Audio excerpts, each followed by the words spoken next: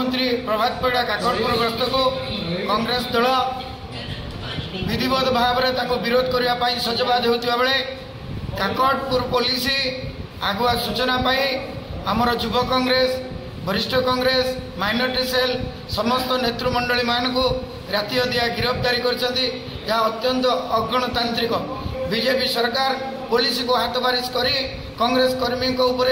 जुलम साजिश किंतु आमे माननीय उपमुख्यमंत्री प्रभात परिड़ा को पचारिबा चाहूँ से ए अंचल भाई कौन करछंती वर्तमान काकटपुर एनएसी मान्यता देले नहीं ये अंचल चाषी सार मुठे पाऊना सारा कला बजारी होची किंतु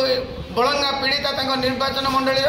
आज से तार न्याय पाइला नहीं किंतु आज नारी न्याय अंचल विकास काकटपुर एनएसी चाषी को